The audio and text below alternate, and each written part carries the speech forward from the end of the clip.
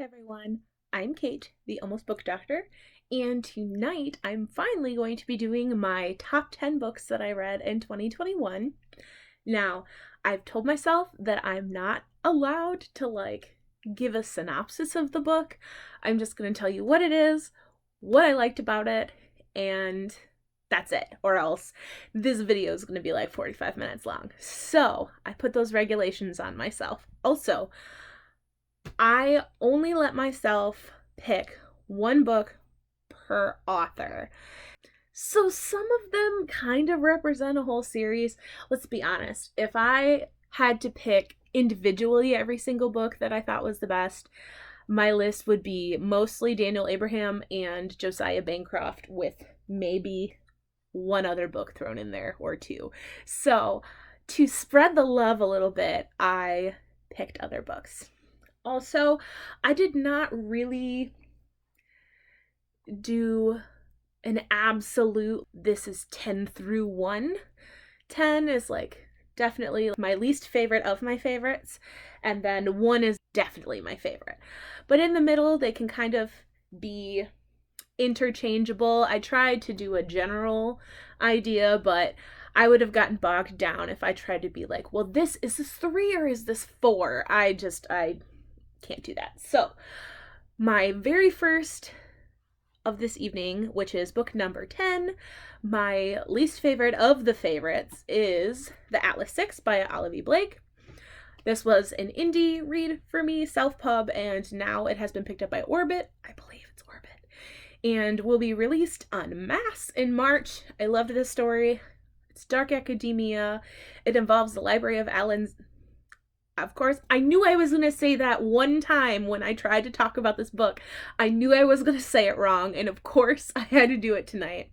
The Library of Alexandria, like the actual ancient library. And there's just great characters. I think she did a great job with characterization. I think that the magic system is really cool. This is like a weird combination of soft and hard magic, because she brings a lot of science into it, which I love, but it's not as hard, fast rules like Brandon Sanderson has in most of his stories. So this is really great. It's a little bit more mature. The writing style is pretty easy to read along, but some of the science jargon is not. I even had to reread some of the parts like, wait, what is this physics she's talking about? But on a whole, I really loved this. Next on my list is Red Sister by Mark Lawrence. I read the Book of the Ancestor this year, and I know that not everybody loves it, but I really enjoyed it. I loved Nona, our protagonist, and just the whole idea of assassin nuns that have magical powers just screamed at me. And I really liked the friendships in this story. I thought that the magic was unique, and there was some subverting of tropes that I really enjoyed as well. I know the series isn't for everyone, but personally, I really enjoyed it. It has a little bit of that school feel to some parts, and then it moves away from that. It's just, there's a lot of good stuff in this series that I love, and Mark Lawrence's world is really cool. The world that he sets the Book of the Ancestors in is the same world that his other trilogy, Book of the Ice, I can't remember. The Girl in the Mountain, The Girl in the Stars, that series, set on the same planet, and I thought it was really inventive. Next is Skyward by Brandon Sanderson.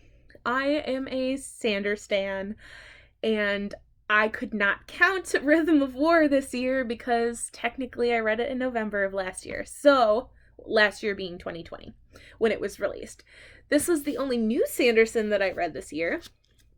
And this is his YA series, and I had kind of been putting it off for a while, and I was finally convinced by my friends on Discord, and I loved it. It's a YA story.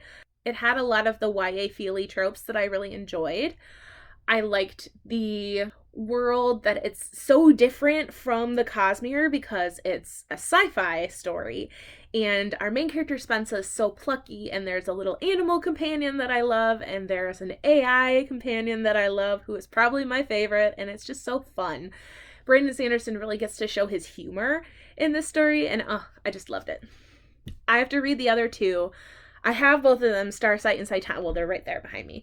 Cytonic just came out, and so I need to read Starsight and all of the novellas so that I can catch up with everyone else. Actually, I think I'm going to slot in the book that I don't have a physical copy for, and that is Parable of the Sower. So it's technically science fiction, I believe. It takes place on Earth, and it's dystopian. I love dystopian fiction. It's probably my favorite genre, and if you read anything by Octavia Butler, like, she's just amazing. Parable of the Sower, I think, is her most well-known work other than Kindred. Kindred is fantastic too, but the themes that she explores about religion and about the world and what could happen if it devolves into chaos, and that chaos is partly caused by religion and government and this crazy like downfall of America and society as a whole. It's just so good, and the way that she writes, there are some hard, rough things that she just throws at you because it's just part of the world. There are horrible things that happen in this world, and instead of dwelling on them and like going deep into the emotion and like making it this big thing, she just puts it out there for you and you have to move on, just like our characters have to deal with it and move on. I really loved that. It was just so creative, and I can't believe I waited this long to read it in my life, and so I definitely recommend Parable of the Sower. It's so different than other things that I've read, and there's so much you can take from it. That's, I think, one of the things that I loved about it. I have not done a review of it, but a friend of mine did a very good review on Parable of the Sower, so I will put that down below because I think it is a great overview of some of the themes. So next book on my list is Jade City by Fonda Lee. This has kind of become a booktube darling. Everybody has heard of this book at least, and most people I talk to like it. I loved it. I haven't read anything that's really like fantasy mafia. I loved the family dynamics in this story. The magic system is really fun. I really loved some of the characters. Andon is a youth. I don't know why I use the term youth. He's a teenager. I think I've been watching too much New Girl. It's a horrible neighborhood, okay? There are youths everywhere. Andon's one of my favorite characters. I love the dynamics between the female characters in this story and the commentary on like leadership and family relations and just power struggles. I really hope that Jade War digs more into the things that I really loved about Jade City. I don't want it to feel like serial, and from what I've heard from other people, it gets only better. So I'm looking forward to it. Next, I read this at the beginning of the year, actually, through Feb Rising on Alan's channel, and that is Golden Sun, the second book in the Red Rising trilogy. Pierce Brown, so I've read the first 4 in his series, because there's 2 trilogies, so I've read up through Iron Gold. I have not read Dark Age yet, because I've A, been putting it off because we have no idea when the last book is going to come out, and B, it's supposed to be grimdark, and I just don't want to lose any more characters that I love, so I'm just pretending it doesn't exist for now. The ostrich method. It's my preferred method if I don't want things to happen that are bad. So Golden Sun is the middle book, and it does not suffer from middle book syndrome at all. I love Red Rising not just because of all like the political commentary and the themes and the interactions in the government and just that power struggle and the whole like proletariat versus bourgeoisie class dynamics that go on. I mean, those are really great. Those are what make the book series like exceptional to me, but they're like watching Transformers movies. They're like reading a Michael Bay movie. It's so fast, it's fun, it's cinematic. Like, I can see and picture like an action movie in my head as I'm reading the battle scenes. He does such a good job with the galactic warfare, and in the other books, like the closer combat and stuff. I just love it. I think Pierce Brown does a really great job with that, and I mean, I have characters that I very much love that I can't talk about because I don't want to say whether or not they are in this book or not, because, you know. But Golden Sun's my favorite, and I will definitely reread them all before the last book comes out, and so I already want to reread this book again. There's like one scene, I want to say it's like a third through the book, that's just like super epic. It's an epic dinner party. That's the most nondescript way that I can explain what part it is, and if you have read the book, you totally know what I'm talking about. Book 4 on my list, I'm getting to the top 4 of the year, is Fireborne by Rosaria Munda, and this is a YA book again. This is probably my favorite YA book that I've ever read, and I think that it really, like, it's written like a YA. The protagonists are YA age, but I really feel like the content in this book, the political themes and the class struggle and the idea of revolution and what happens when the revolution is over and the new government is in, and is it better than what you used to have? What makes a new regime better? And if it's doing the same things as the old regime, only for different reasons that might be better, are you any more well off? Does it matter to the lower class what the reasons are for the government treating them like crap? Like, these are the things that this book talks about, and I loved the themes. And I loved the main characters, protagonists, Annie and Lee. They're wonderful, and they have this, like, star-crossed lovers thing going on. There's really not that much romance, I promise, like, you people who don't like romance. And it's not done poorly. It's just, like, the consequences of their birth and how they grew up and became the people that they are and how close they are as friends when, you know, Annie and Lee come from such different backgrounds. It's kind of genius for me. I think it makes the relationships better. And there's dragons. So how do you not like a book that has dragons? And yes, these are real dragons with wings. It's obvious real dragons. So Fireborne, so good. Flamefall, also so good. I couldn't put both of them on this list, but Flamefall is just as good. I think it's a great follow-up book, and it does not have middle book syndrome. 3, The Ember Blade by Chris Wooding. I recently did a live show with Gregory LaPerche on this book. I will post it down below. It was really fun. I loved the story. It's very old school feeling. It's like the best parts of like Lord of the Rings and Dungeons and Dragons and like your classic fantasy. All of the good parts mushed together, and it was just exactly what I needed when I read it, I think. I've been craving something like this for a while, and it doesn't feel old school, but it feels classic. It's a hefty boy, but highly recommend. And the main characters, like, there's a friendship between two boys, and it's wonderful, and there's a ridiculous character named Grub that I love so much. It was just so good. And there's a lot of, like, surprising things that happen in this book. There's a lot of tropes that are subverted that I really enjoyed, and like a couple times I was legitimately surprised, like, oh, it's this trope, but then it gets, and then it's not, and then, but wait. I really enjoyed that about this book. It's just so much fun, and I think that I also really loved it because there's a druid character, and I love druids, so, and there's a bard. There's actually 2 bards, and I am a sucker for a good bard, so all the more reason that I love this book. Definitely read this if you're a fantasy fan and you've kind of been missing that sort of like classic thing going on.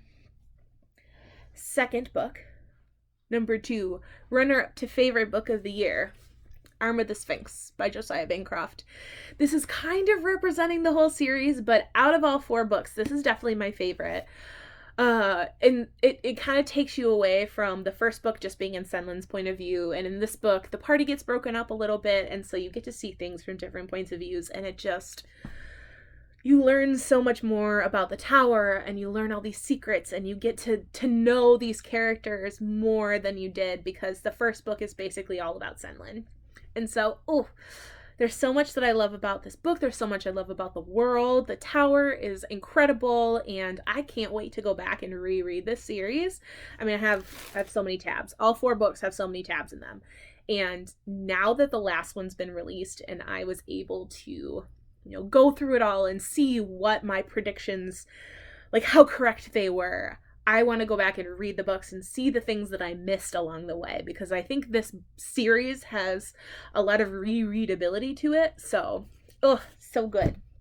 Number 1 book series / book of the year is going to be Betrayal in Winter, which is book 2 in the Long Price Quartet by Daniel Abraham. This book series is one of the best book series I've ever read in my life. I have done reviews on the first 2 books, and then I read the last 2 and my brain exploded, and then school started and I didn't have time to review them, so I will be doing it, but it'll be a little bit longer. This book is the second in the series. It's my personal favorite. Is it the best book in the series? No, I think the third book is the best book, but this one's my favorite, and there definitely is a difference between favorites and best, if you know what I mean. There are so many amazing quotes in these stories. One of my favorite characters in fantasy is in this story. I love them, and there's so much to love about this series. Daniel Abraham's character writing is, I think, the best. Like, him and Robin Hobb are incredible with characterization, and I just, the world he created, the magic system that he created, this is so intertwined in economics and politics and the world and it's so good. I could wax poetic and I won't, but this was definitely the highlight of my year, was reading this series, and I will definitely be reading it again in my lifetime. I think I want to give enough time for me to forget some of the stuff so that when I go back I can feel the same sense of being enraptured and in wonder of the story. It's so good. Just read it. If you haven't read Long Price Quartet, read it. It's a little slow moving. It's a little slow paced, but it's worth every second that you take reading this story. So good. Okay. That was my top 10 books of the year. And I have one honorable mention because it's not fantasy, and I wanted this to all be sci-fi fantasy, and that would be The 7 Husbands of Evelyn Hugo. It is contemporary by Taylor Jenkins Reid, I think that's her name. This book, about a Hollywood starlet as she ages, telling her life story to this journalist. It's so good. I read that through the Sunday book club that is on Gregory LaPerche's Discord. Come join us. We read all sorts of fun stuff. I read Parable of the Sower with them, and I'm so thankful that they got me to read this book, because I don't think I would have picked it up by myself, and I have not cried reading a book this much in, well, probably since I read Rhythm of War, but before that it had been a really long time. So this book just pulls at your heartstrings, and it's so well crafted, and just, I loved it so much. But like I said, that is contemporary fiction and not fantasy. So that was my top 10 of the year, and I can't wait to see what 2022 has. I think that I might not be able to read as much because, of school, but I do have summer break, so hopefully I can just do a bunch of reading when I'm not doing research. I know that there are a lot of books that I read this year that I didn't do reviews on because life, so I'm going to be doing my first tier rank list, and I'm going to go through all the books that I read last year and talk about them. So I hope that you enjoyed listening to my top 10 books, and if you have read them and have feelings, let me know down below. And if you have not read any of them, I highly recommend that you pick them up and read them. Thank you so much for watching. Like, comment, subscribe, and I would be ever so grateful. And I hope you guys have a wonderful year. I mean, you'll see me. I mean, you're here for a reason. But I'm still putting that energy out there for a wonderful reading year. Bye, everyone.